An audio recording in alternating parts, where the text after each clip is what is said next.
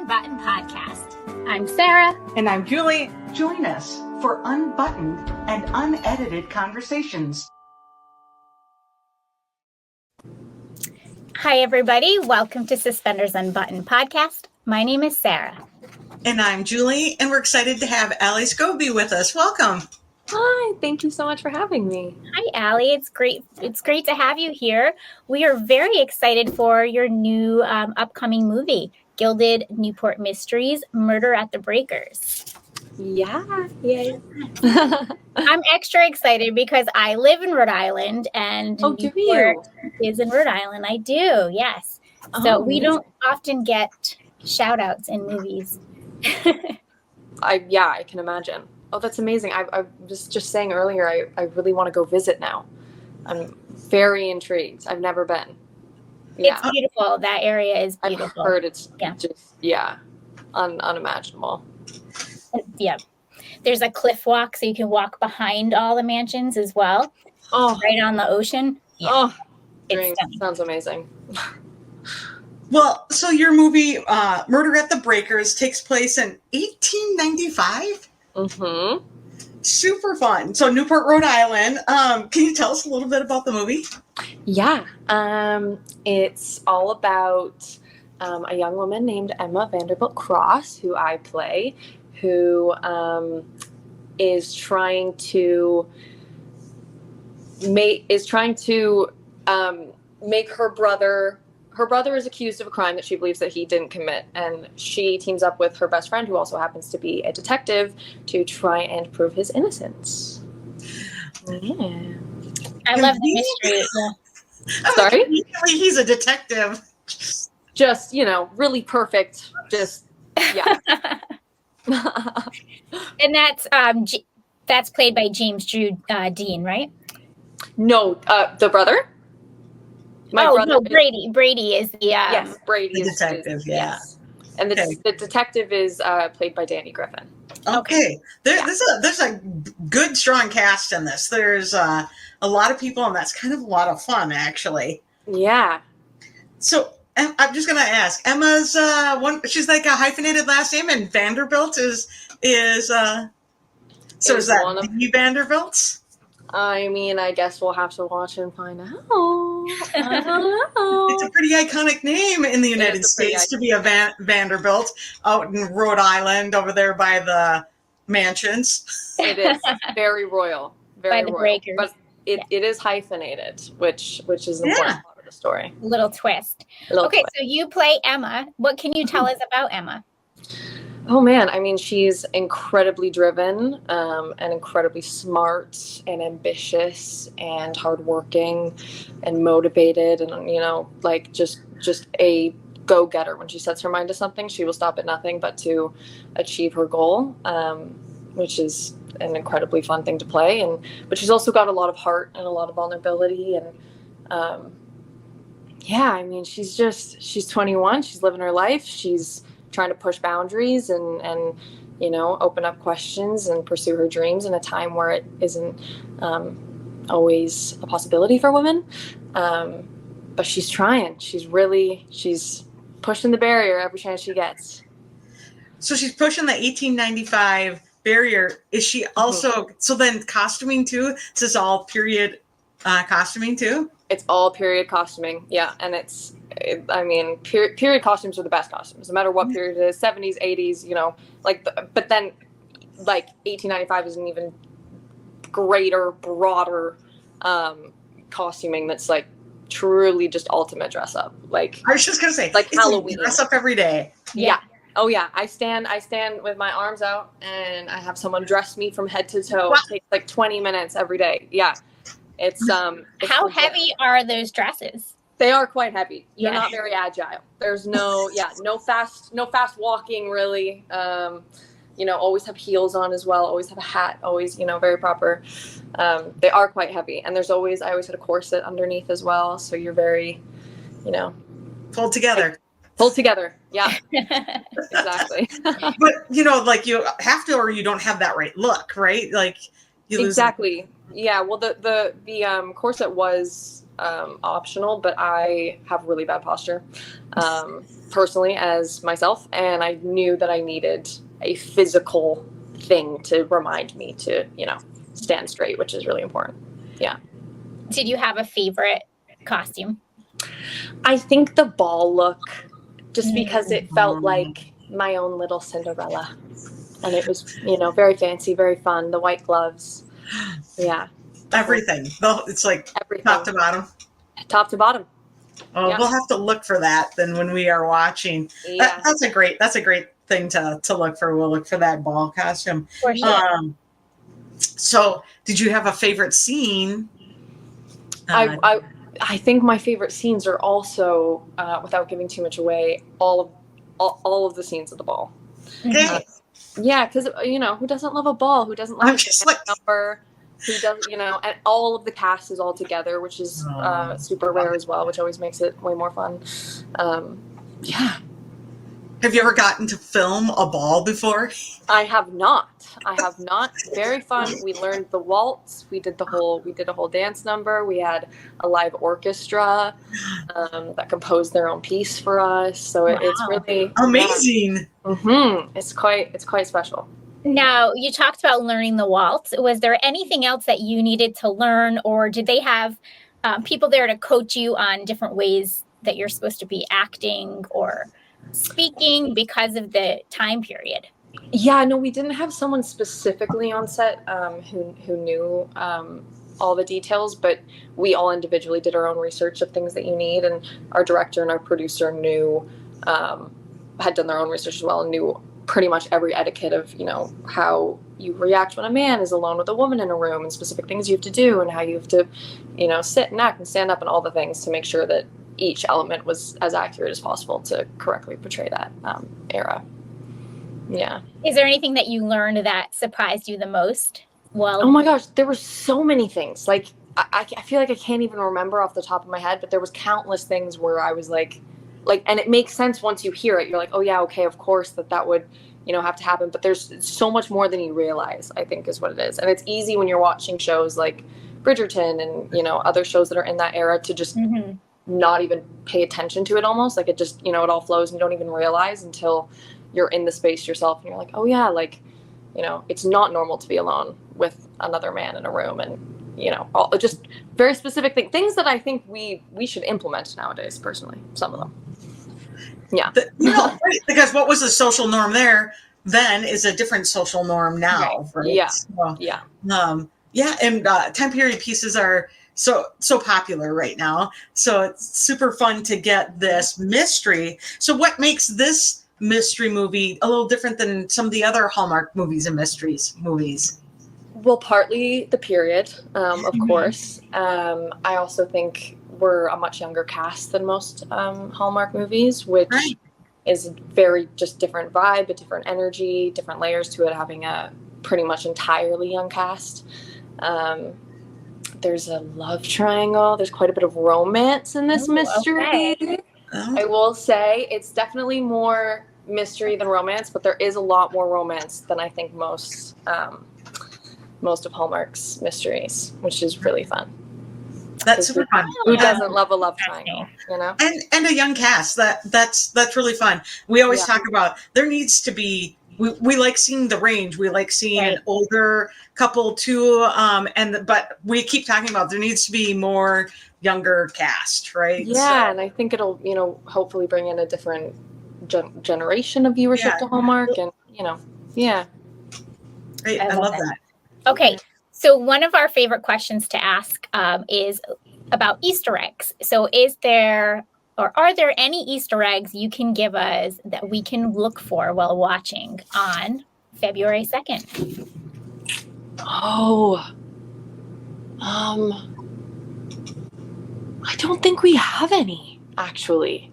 We should hopefully we make more of these, and we should do that for sure. I don't think we actually have any. Is there anything like cool in the ball we can look for? One, the music. So the music is composed just for you. The music, is originally composed by our own orchestra that they did after we'd filmed, which is really fun. Yeah, I'm trying to think. We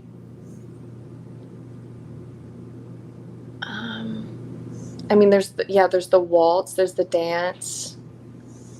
Yeah, I can't think of a specific, All right. thing, but we should be more original and cool and do that next time for sure. Cool. Maybe add something in if you do another one. I know, it's so Taylor Swift to have a little Easter egg. We should definitely do that. Right. Yeah. Time to be in this. Let's get into that era. We're a young cast. What's going on here? I know. You're right. Let's go. Let's move forward with this. So that's what I was going to say is a setup that this could be more. Yeah. I mean, I think so. Hopefully, we I'm going to get it wrong, but there's like 12 or 13 books, like quite a few books. Which leads, to some opportunity for more. Maybe not. We'll see. Right. So the books on February 2nd. Are the books called Gilded Newport Mystery books? They are. Yeah. So it's Gilded Newport Mysteries series, and then this one is Murder at the Breakers. Each book has a different specific title. Yeah. Yeah, I love it. It's kind of very Miss Scarlet and the Duke. Yeah. For sure. Mm-hmm. A mystery book is so fun to read too. Like I love a book that keeps you interested and on your toes and is fast paced. Right. Oh, this is fun. This is going to be super fun. So, what was your favorite thing about making this movie? Oh man, I think. I loved the era. I loved the hair and the costumes, and I loved that it filmed in Victoria, which is, historically such a beautiful place, and a perfect setting to do this movie as well. I think the people. I will say, I think the people is my favorite part of this job. I really do. I love our director and our producer dearly. I love Danny and Nathan, and we all got along really well and just had a great time. Yeah. Love that. Fun. Yeah. No, the people, because then if there were more, then it would be the same people. Then you like who you're working with, which is always fun. Making friends on any job is always the best takeaway for me, if it happens, which it doesn't always, So I feel very lucky that everyone on this one's pretty cool. Yeah.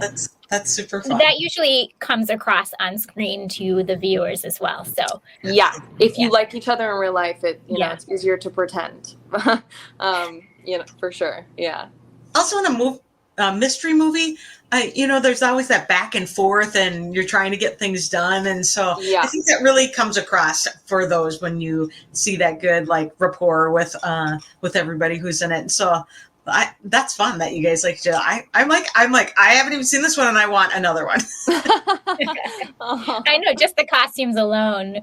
Just the costumes, visually, without even just the photos, without seeing the actual movie is beautiful.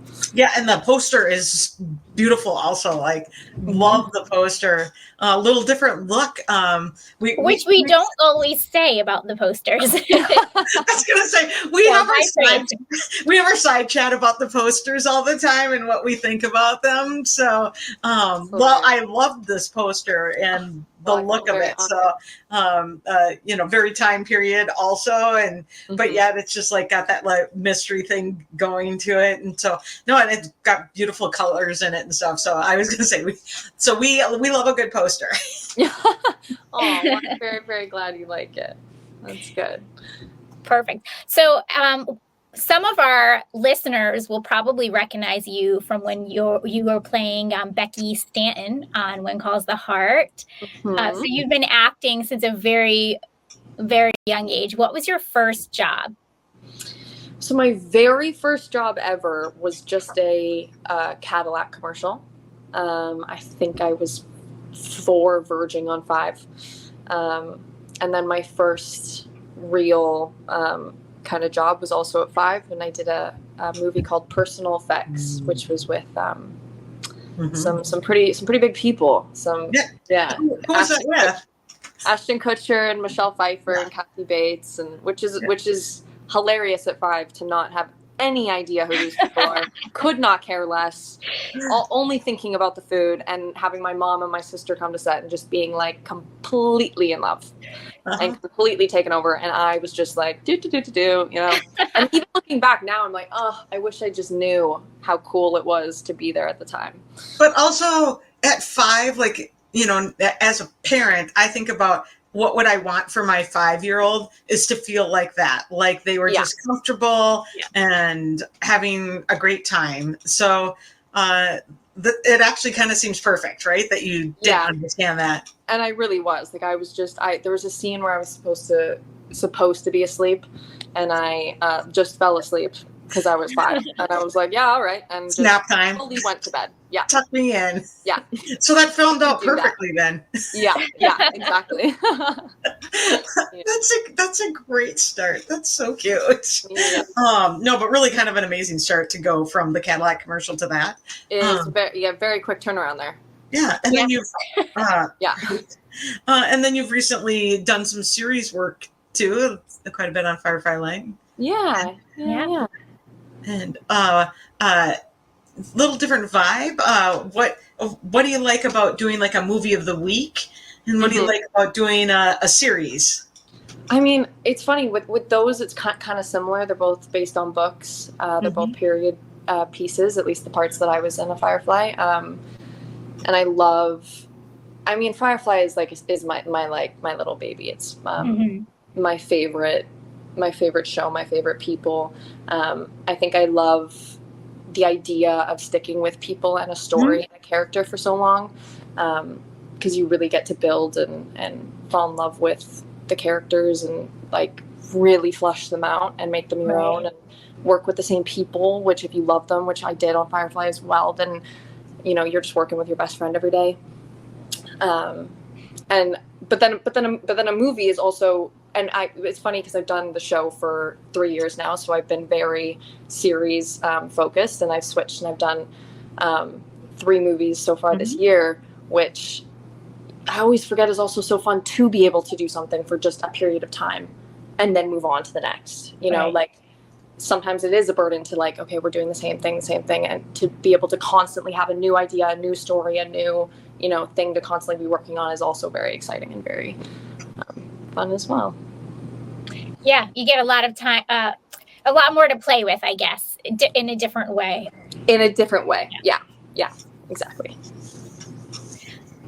Okay, we should we go into our favorite things? Yeah. Okay, so we have a little favorite things game, we call it. Just kind of a way to get to know you a little bit. So tell us, what is your favorite rom-com? My favorite rom-com. That's a really good question. I think I'm gonna go. There's too many good ones. You can list a few. There are no hard and fast rules here. How to Lose a Guy in 10 Days. I'm gonna go with How to Lose a Guy in 10 Days. Yeah, but it's a hard one. I know, but it's fun to hear people's answers. How about a favorite TV show or a TV show you're currently binging? I'm currently binging. I just finished actually last night, Normal People, which I am very newly obsessed with, and will have to do a rewatch. Yeah, love that. I have not seen that one yet. You should. It's really great. I will. Okay, what about a favorite food? Pasta.